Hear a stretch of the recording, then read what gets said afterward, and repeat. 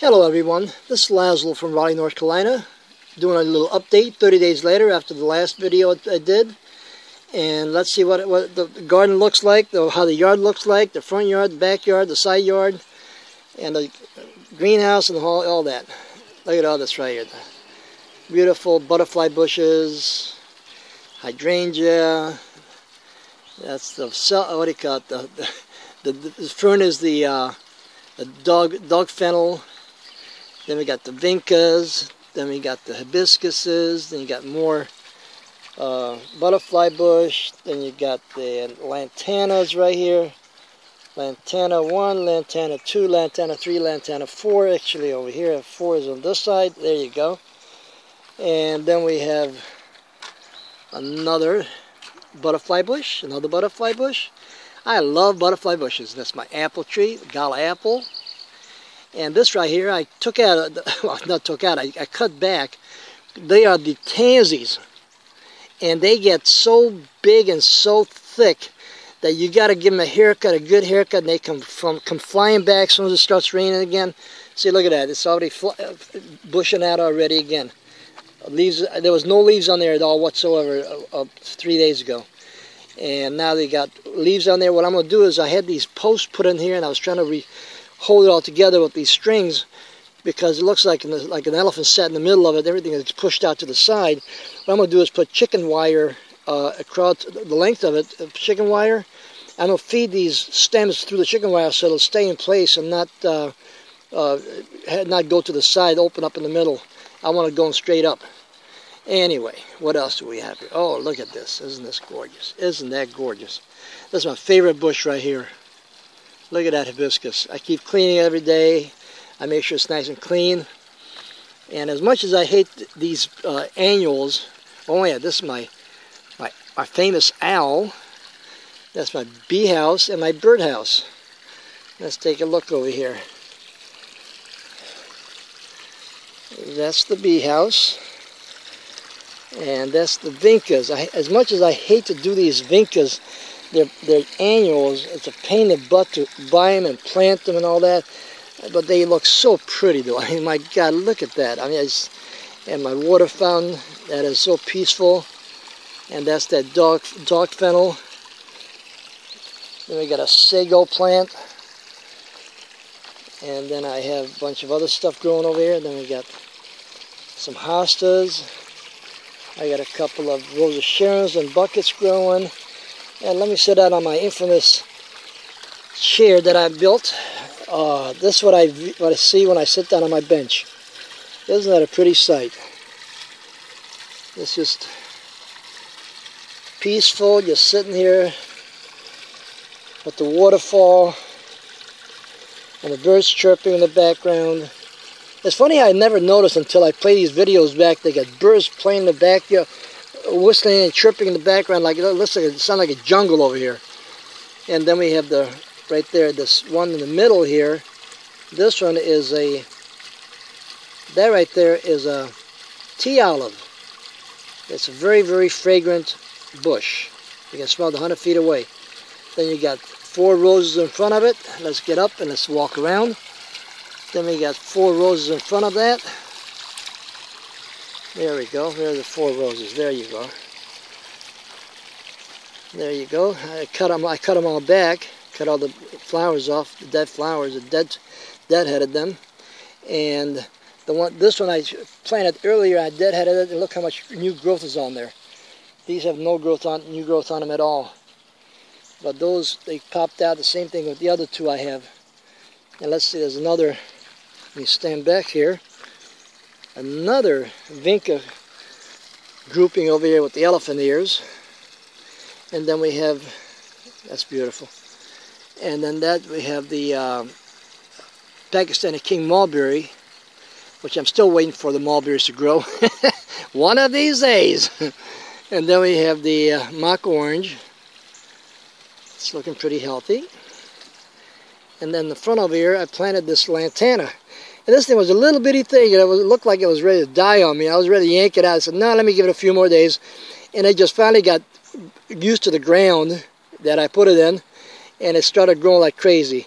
Then I got a mum on that side of it. and a mom on this side of it. So it'll look real nice. It's going to have white flowers in the fall, and along with this tea olive that I told you about right here, this also has white flowers on it in the fall, throughout the whole fall. And then here's the fountain with the fennel, dark fennel behind it. There's my beautiful seating that I built. Everybody loves that. It's very comfortable. And then that's hydrangeas over there. They're going to be turning color pretty soon. And then we have another grouping of, look at this, another batch of vincas. Oh my God, I got to stand back. Is this, yeah, I got it all the way open. Jeez. I got to stand back and get this in the film the camera here. By the way, I'm using a new camera. It's a Samsung tablet. And I figured I'd get one of these instead of fooling all the cameras and video cameras and all this other crap. So this is much better. I can do it, and it's much nicer from what I hear. And this is the first video I'm doing, so we'll see. And that's the other hibiscus bush. That's the pink one. And then all the daylilies are done. As you can see, that they were beautiful when they were all out.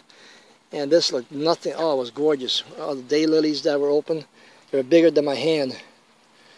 And the whole length of the front of the house over here, just nothing but that. Then you see that you got the fennel behind there, and in front of it, that grouping of, that's the ones I cut back over here there too. That's the tansies. They're coming back too. I got to get the chicken wire and start putting it together before they get out of hand. And here's the other rose bush that I cut back, and you see I not cut back, but I trimmed I cut back all the flowers that were dead on it, and all the new growth came out. And then we have behind it, we have a hibiscus, and the flowers fell off already there. That's pinkish red. And then we have the, oh look at this, beautiful cannas behind there, and the elephant ears, and the yarrow in front of it, the strawberry yarrow. Looks really nice. And then we'll go to behind it, we find a pomegranate bush. There we go. And then next to it, we have got another small flower hibiscus. It's not a Rose of Sharon, but it's like it's similar to it, but it's double flowers, and it gets nice and big. And then we got the jasmine. That's a pretty bush. It's finally taken off. It's gotten pretty big. Let me stand back so you can see it better. There we go. And then we have more hibiscuses. And with all we just had a rain, so it's been raining all day long, so all the flowers are all mushed up and fell off. And behind the jasmine there's another pomegranate, and in between the two there's another hibiscus, one of the small ones, like I was just explaining a minute ago. And that should be growing up pretty soon. Let me do a close-up of it. There we go. And then we have the plum tree. We have the pear tree, which is not, it had a bunch of pear on it, but I don't know what happened to them. The birds got a hold of them. And it's just weird. This year we had the fire blight, and it's attacked both the pear and the apple trees. And I've been fighting the whole thing all summer long so far, and it's like, I don't know. I'm going to have to cut those trees down after all this work I've done on the trees. But on the other side, that nectarine tree, look at that. It's unbelievable. That nectarine, that right there. That thing is huge. I cut it back, and it just grows and grows like crazy. But anyway, that's that. And then we have, that's the hydrangea, not the hydrangea, that's the hibiscuses. And then over here, coming around the back, we have the dogwood. And this one was having a powdery mildew on it, and I took care of it. I sprayed it. I got some stuff for it to spray it with, and it looks like it went away. So it looks like it's pretty good. And then we have a hydrangea that's a full sun hydrangea growing over here. This should be about 8 feet tall. They have big flowers on them. And then in front of it, I had a volunteer elephant ears, which are these right here. And eventually I'm going to probably take these out of here and pot them up or replant them somewhere else because they look so pretty. And I don't know how they're going to do right next to the hydrangea right there. It's just weird. But anyway, and then this is the other apple tree. This is the Honeycrisp apple. Again, there's no apples on it. There was a couple of them, but they fell off. People are not having fun, much luck with plants of trees, fruit trees this year. There's another hibiscus, a small one. Well, actually, it gets pretty big, but it gets loaded with these colorful flowers. They are really pretty, and they're all in bloom. And that's the front yard for now. And let's see if we can go to the backyard. And let's see if we can walk through this way.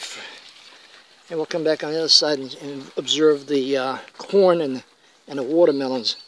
Over here we got the blackberries. In fact, I should have picked these already. I bet the birds got them. Oh yes, they did. Oh my God. Oh shoot. Well, there's one over here.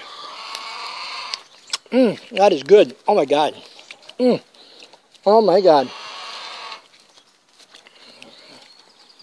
Can you all see that? Look at that.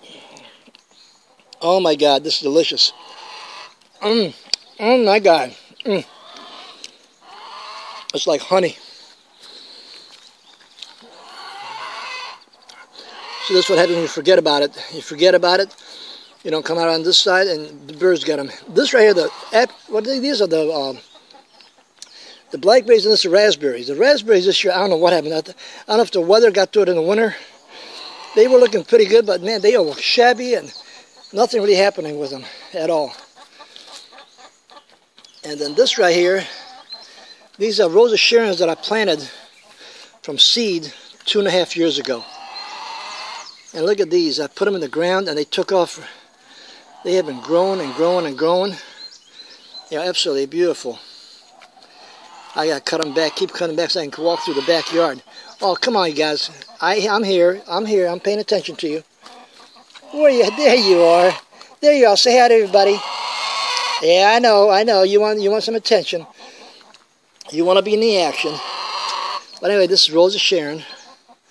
And this had some flowers on it the other day, but I guess they fell off with all this water, rain and stuff. I guess there's them over here. Let's look at it through here. Oh. Tomatoes. I see tomatoes. Anyway. That's the flower. It's all closed up right now, but they're getting ready to open up. There's a lot of blooms on there, a lot of buds. But anyway, that's that. And then these are the volunteer tomatoes. These are volunteer tomatoes. I thinned them out, and last year I let it all go, and it was a big mess. Do not ever let go of volunteer tomatoes. You'll have a bigger mess than you ever thought of. And getting that up is a pain in the butt. Oh, come on, be quiet, girls. But look at all these tomatoes on here.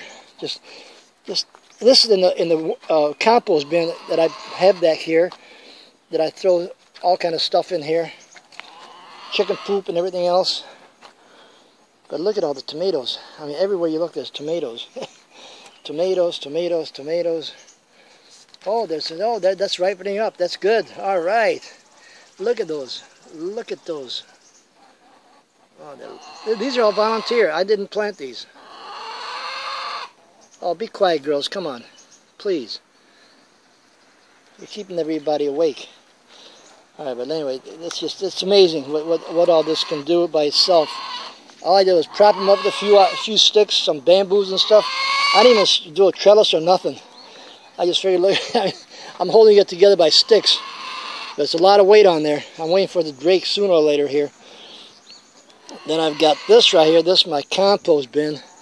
The finished compost that's ready to go into my garden, my greenhouse center garden And I already emptied that out, but it's got some in there. I got to fill this up. I got more in the truck, in the back of my truck. And look at this. I got buckets holding up these plants. These are volunteers too, volunteer tomatoes. I said, okay, let's see what you all do. And here's another one. It's like, they're everywhere. I mean, I had to yank them out. They were, and there right there, that's another volunteer right there. Look at this.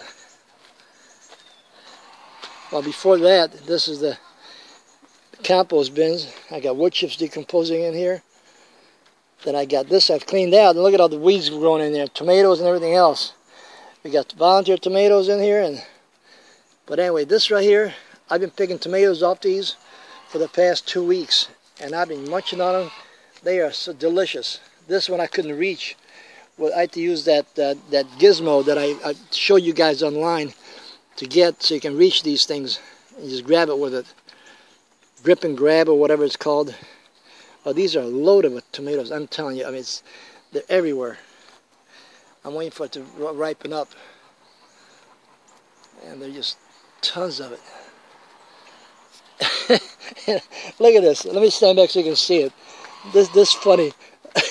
This I got them trellised up. I got the big one in the middle holding it up, and it started growing. And I got all these, everything else propping it up so it doesn't fall over. Then I got the Mexican torch sunflowers, which are very pretty. And they do get big. Look how big that is. That thing is like 7, 8 feet tall. People say it only gets about 4 or 5 feet tall. No, not the. If you get them in good soil, everything will grow like crazy. Look at all those salvias on the bottom. I thought they were dead out front of my house. I dug them up, put them back here, and look at this. I just topped them this morning because a lot of it was dead flowers and stuff. You're supposed to top them, just so you know. And there's another 2 more over there.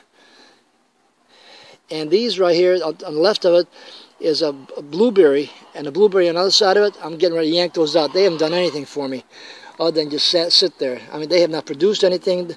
What there was never ripened, and the birds got it, and it's just not worth doing it. These are tomatoes over here. These are the what they are called is the disease-resistant tomatoes that I've ordered online, that I found out about from the NC State University Research Center, from a retired professor. And then this is the carrots over here. On the other side, I got parsnips. These are parsnips right here, which are looking really good. And then I've got more tomatoes, same like that, down there. And then let's just quickly look into the greenhouse. Now I'm getting ready to, in fact, as soon as I finish this video, I'm going to be cleaning this out totally, cleaning it up, and filling it in with, topping it off with fresh compost. Then I'm going to start planting in here again. And then we have here the pepper plants, which are loaded with pepper. I just picked a bunch of peppers this morning, but they are loaded with peppers. These are Hungarian sweet peppers. Let's see if I can squeeze in here. There they are. They're beautiful and delicious. Delicious. They are delicious. And here's what I did. Everybody always talks about how to treat pepper plants. Well, pepper plants, you can let them go, and let me show you. Let me stand back so you can see it. They get tall and lanky. Now I'm getting ready to secure these because they're going to get top heavy, or they're going to fall over. Now, you see that right there? How tall they're getting? It's like right now it's about 3.5 feet tall. Now, if you noticed, right there in the center, on each side of that one in the middle, come on girls, be quiet. I cut those 2 plants. Let me just go up here and show it to you. Let me just go up here. And this one right here, this one I'm talking about. I cut these back at the fork. At the very first fork in the plant, you cut the top off. I mean, I know you're going to look at it and say, oh my God, I'm cutting all these flowers and everything off. But if you do, look at it how bushed out versus these next to it. See how they are? This one bushes, and the top of it, I'll show you in a minute how it's grown on top, but it's bushing out big time. Same thing with the one next to it. See how there hardly any leaves on the one in the middle, and nothing is grown really, no peppers growing in there? But it's all on the top heavy, lanky and top heavy. Same thing with these. But I took these two right here, and just for experimental purposes, I cut them back at the first fork, and we'll see what happens. But anyway, in this I didn't want to rip out. I kept cutting it back, and it kept growing out. I said, okay, I'm going to let you live a little longer. That's the only thing that's left in here. And this is the soil in here in the bed. It's pretty fertile, but I'm going to add to it some amendments. And let's see here. Let me get back here so I can show you the kale. The kale is, believe it or not, it's like 4 feet tall. But the bottom of it I cut down because they were like yellowish and just not looking good. So they fall off once they go bad. But the top just keeps growing. Look at this. I just noticed it today. That top piece right there, all that is new right there. All that is new growth. But this thing is huge. Look at that. Look at that. I just think of it this way. The board you see, the 2x4 you see in the side of the, right there, that 2x4 right there, that right there is 4 feet off the ground. 4 feet off the ground. Actually more than that, 4.5, 5 feet off the ground. 4.5 feet off the ground. And look at these. Look at the suckers. They're like 2 feet above it, or a foot above it rather. And I've been picking these and picking them, and they just keep growing and growing. And I've been giving away. In fact, I had some for lunch today. I had it with my pizza. I had a couple of slices of pizza. And anyway, let's go here. And then I had this. I planted two plants, 2 sticks over here, and they were berries. And look what happened. I mean, it's just like a big freaking jungle. It's like, I cannot believe this. Let me stand back if you can see it. Oh, be quiet, girls. Come on. And they want my attention big time. But look at that. I had to put a screen on top over it because it was growing into the chicken coop over here. I couldn't get to the chicken coop. But anyway, this is the chicken coop. This is the roost area. Let's see if I can. That's their walkway going down. The little walk. Anyway, let me get out of here. Let me just do a little quick picture of the coop house.